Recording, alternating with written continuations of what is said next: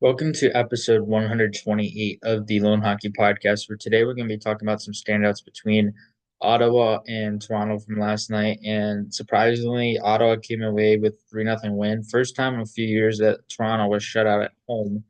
And Toronto's been off to a little inconsistency to start the season and even under Craig Berube to start. And they're still looking to find some ways to be a little bit more consistent and find traction early on in the season. And then on Ottawa's side, same thing for them. But as of late, they've played a little bit better. They've continued to show a little bit more strides in their game, and they're one of the teams where it's like, when are they going to break through? You always know that they have a good team, they have a good lineup on paper, and they have some good depth. It's just more a matter of when are they going to break through, and when are they going to make the next step in their, I guess you could say, retool. So with Ottawa, they have a lot of interesting players and they have an interesting core, and they're exciting to watch when they're playing really good hockey. It's just more a matter of being consistent in that sense and being able to do it all the time.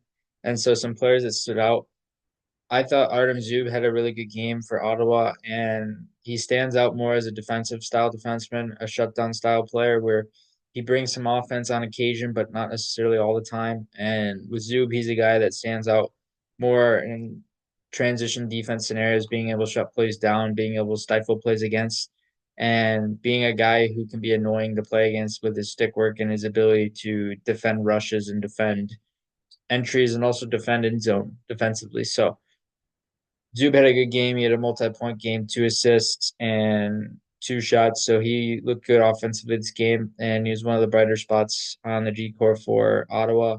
And then Drake Batherson had a good game. He was generating a lot of shot volume, and I noticed him shooting from almost anywhere inside the zone offensively. And just a guy who has played really well to start this season. He's on pace for his best season yet, and he's on pace for over 80 points thus far. So he's been very consistent for them. He's been a point per game guy for them. He can be reliable as more of a top line winger now in the league, and he fits more of that role really well. So he's a guy that's slightly underrated. You just don't necessarily hear about him too much, but he's a guy that's really skilled, really underrated skill, and brings a lot of dual threat ability as well. He can score, he can make plays, and he's really good at being able to generate passes off the rush as well. He's really efficient in that realm. So with Batherson, he's a guy you can get a lot out of, and he's been, like I said, he's been really good to start the season. Thomas Chabot looked really good skating with it, moving his feet, moving on breakouts, being able to exit the zone with control and pace and purpose. And he looked very fluid. There was a lot of rhythm to his skating, and he's always had that ability ever since he was drafted. And with Chabot, he's a guy that stands out as a two-way D, more so on the offensive side of the puck. That's where you want him to be productive more than anywhere else. But yes, he can be a two-way D. Yes, he can be steady. Yes, he can be reliable in D zone situations. Sometimes inconsistent positionally, but at the same time, offensively, he's really good at walking the line, really good at maneuvering. And I would like to see actually a little bit more deception out of him. I feel like when I watch him walk the line, sometimes there's a little bit of repetition in terms of what he's doing. And sometimes it's easy for the defensive team to defend that, especially at the blue line. So a little shade of deception would really help him walk in the blue line a little bit more. But at the same time, he still shows it. He has that flair and he has that ability to control sequences with his feet. So he's fluid. He's got a lot of rhythm. He's got a lot of structure, and he can be dynamic when necessary.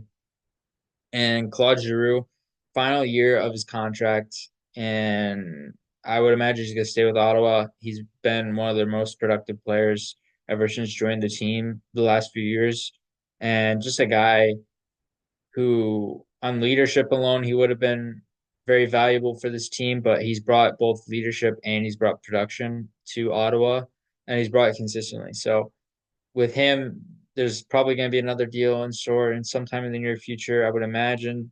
And he's very skilled when it comes to playmaking, being able to generate goals as well.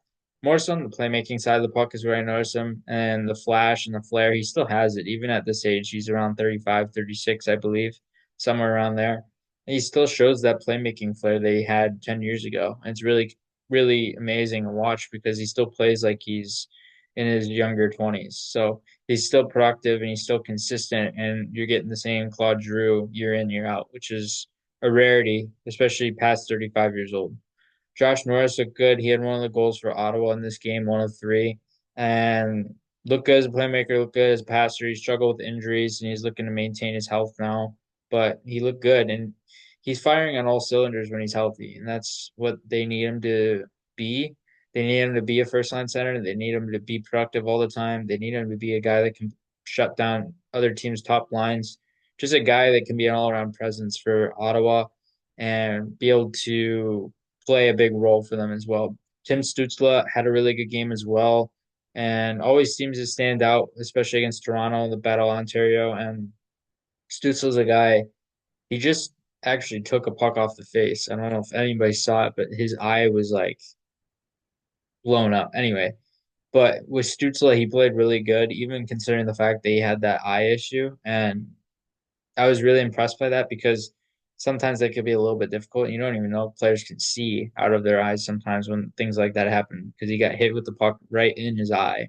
So Stützle, good thing he's okay. And at the same time, he scored yesterday. He had four shots. He was generating volume. He's very productive on the perimeter. Ever since I've watched him, when I scouted him when he was playing with Mannheim in the DEL and he was playing in the junior ranks of Germany's system, he's always stood out as a perimeter style offensive player. And I always thought it was interesting because I would notice the playmaking ability come from the perimeter, but I was like, when is this guy going to attack and get to interior space because he'd circle the zone so much, but he would sometimes stay away from the inside. And sometimes those players don't necessarily translate to the upper levels. But Stutzla, on the flip side of things, in terms of his game now and how he's translated to Ottawa, he's combined that perimeter playmaking presence with the ability to use his skating and his footwork and his speed to be able to gain interior space. So that manipulation within his feet and the deception within his feet allows him to gain interior space much easier. And I find that fascinating because he was playing on a much larger ice surface over in Germany through the junior ranks and eventually with the men's team with Mannheim. And he seemed to circle the zone all the time. But with Ottawa, it's like complete opposite. He still circles the zone on occasion, but now I see him with more of an attack mindset. Even when he's entering the zone, he's entering interior. He's looking to get off the wall. He's looking to pursue space on the inside, which is completely opposite from what he was 4 or 5 ish years ago. But he looks like a really skilled player, and I'm not surprised why now he's been a almost 100 point guy for Ottawa, and it's because of I believe it's because of that little tweak they did with being able to gain interior space more often. And that hasn't translated to all of his offense, but that's just one of the examples in terms of his mindset where it allows him to be able to control offense a little bit more. And it's translated so well for him. And some other standouts, I thought really Ridley Gregg had a really good game. I remember there was a game last year where he had the empty net goal and him and Morgan Riley got in a fight because he had a slap shot and was like 5 feet away. He was 5 feet away within the net. And he just took a slap shot and scored into an empty net. So there wasn't as much fireworks this time around, but at the same time, Ridley Gregg, he stands out because he's annoying to play against, plain and simple. In terms of his compete, his tenacity, how he's always around you, his tracking is just relentless. Like I always notice Mr. Tracker. I noticed this in his time in the WHL too. His tracking would just simply annoy guys all the time. It wasn't even more a matter of his presence and his size. It was just more a matter of how he would annoy guys with his stick. He would annoy guys with his back checking. He would annoy guys with his tracking. And he'd just annoy you and be around you. He's like a gnat. He would never go away. So Ridley Gregg, he plays that style so well, and that's what allows him to fit and really gel into this Ottawa style system because you have some players that play like that, both at the center position and on the wings. And Ridley Gregg fits the style of system so well. Slightly old school, but at the same time, some modern day capabilities in that as well. And Jake Sanderson had a very fluid game. I liked his decision making and I liked his ability to stay composed. And the game management within his play has really improved over his time in the league. And his size and his reach and his ability to maintain center of gravity have all improved. And he's holding his own now. He does not play like he's very young. He plays like he's 30 years old. He plays a very mature game. very fluid game, and there's a lot of structure within his game. And I'm not surprised why he got a big extension because he's going to be a very key component to this team for a very long time, as long as he stays in Ottawa. And he's just an overall productive player, overall in terms of two-way play, transition, offensive zone, power play, penalty kill, a lot of different situations. So he was really good. And then for Toronto, I thought there were some players that stood out, even though they got shut out and they didn't play their best game. I've always liked Matthew Nyes' game, and with Austin Matthews out, he's been a guy who can play in that first unit, and he plays a style that's somewhat similar to what Craig Berube did in his career. So I'm not surprised that Craig Berube is playing him a lot, and he's just been really good to start the season, and I believe he's on pace for over 50 points right now. And he's been a seamless fit ever since joining the team. He really has been seamless in terms of his transition ability. And he's played a top nine role. He can play up and down the top nine, but now he looks like more of a staple inside the top six for them because with even with Austin Matthews out and some players having to fill in, he still looks like a staple and he looks like even more of a staple with Matthews out. And there's more of a spotlight on him with Matthews out. So he's taken a big step this season thus far. I'm not surprised by that. I'm not surprised because in terms of his bigger frame, his body, and how he's able to use it, it's a modern day like power forward, and a lot of modern power forwards can check, but they can use skill, puck protection, and they have a lot of different elements incorporated in their game. And so he looked really good. Pontus Holmberg looked really good in this game as well. Being able to generate on the forecheck, being able to generate retrievals, being able to use his stick to get into guys on the forecheck, and look very engaged all across the board in terms of his ability. And not necessarily the most offensive minded per se, but at the same time, he can be productive when needed inside of more of that bottom six checking role type for Toronto. And he brings a lot of speed coming up the wings. So that allows him to forecheck with a little bit more pace than other players. And yeah, he's been good. Max Domi looked good in this game as well. Played a very physical game, unsurprisingly. He's always physical. He's always around.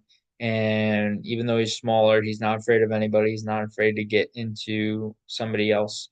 And he can be a productive player when necessary. Again, similar to Nyes in a sense where he can fill that top nine void. And he can play center, he can play wing. He has versatility in that sense in how he can play, and he brings a lot of adaptability. Oliver Ekman Larson, I've actually liked his game to start the season. Toronto, I feel like he's actually made a better transition to Toronto. And I remember he was a trade target for them when he was with Arizona at the time, but he just had a big contract. But ever since joining the team, I've noticed his physicality, and his physicality, I feel like, has taken a step up ever since he left Arizona and he went to Vancouver. I feel like Vancouver plays a little bit more physical in terms of the system. So ever since coming and leaving Vancouver to the places he's been at now, I feel like he's evolved into a more physical defenseman. And he's not really a top pairing defenseman like he was in Arizona anymore, but a guy who can be reliable as a second pairing guy and be a steady number three or number four. And he fits that two-way play and he can transition the puck. He can move the puck. He can outlet pucks. He's good on stretch passes. Sometimes Toronto likes they like to engage their forwards and their D by stretch passing. So you see a lot of stretch passes, especially come from a guy like Morgan Riley. But Oliver Ekman Larsson does that a lot, and how he's able to engage the attack by being able to generate stretch passes. He did it a lot in Florida too. That stretch passing ability where he's able to execute, and it's just noticeable from time to time. And I thought William Nylander stood out as well, and Morgan Riley. Those are the two guys that have been here for a while. And Morgan Riley specifically, I thought his playmaking was good. He looked good walking the line. He looked fluid. He looked engaged offensively as well. And he looked like he could provide a steady role for Toronto throughout this game as well.